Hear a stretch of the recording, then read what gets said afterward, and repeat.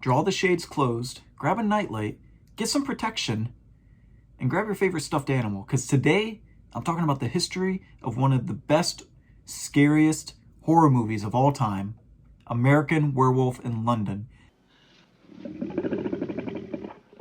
If this is your first time here, go ahead and hit that subscribe button down below. If this is not your first time here, then welcome back. I hope that I can teach you something about this all-time horror classic. So right off the bat, I watched it around 11 or 12. My stepfather showed it to me, and I instantly fell in love with it. This movie is great. I rewatch it every single year around Halloween. This is a movie that made me such a werewolf fan because before it, yeah, the Wolfman is pretty cool, but this just like elevated the story of the Wolfman, I feel like. So The American Werewolf in London is a 1981 horror comedy film directed by John Landis. If you don't recognize that name, you're probably going to recognize some of the movies he's also directed, because he's directed such movies as The Blues Brothers, Trading Places, Coming to America, and Animal House.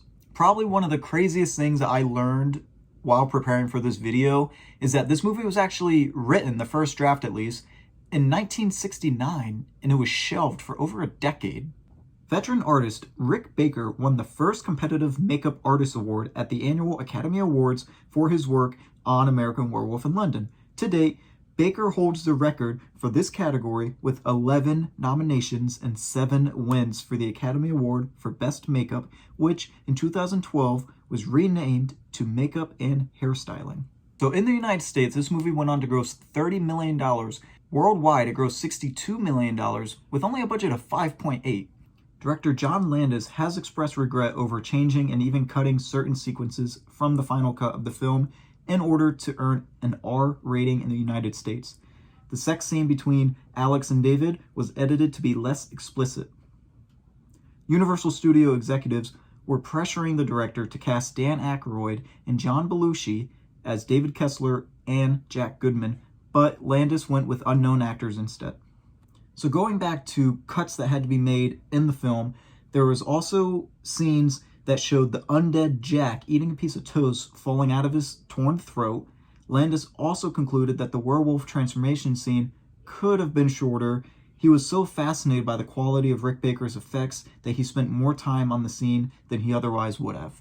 So I was able to learn a lot from this movie, and unfortunately, the predecessor, American Werewolf in Paris, is not anything to write home about. It wasn't able to capture that same magic. So I wouldn't really waste my time too much on that one. If you love this one, I would just stick to this one. So over the last couple years, there has been talk of remaking it, and the person that was going to remake it and direct it would be Landis' son, which sounds awesome.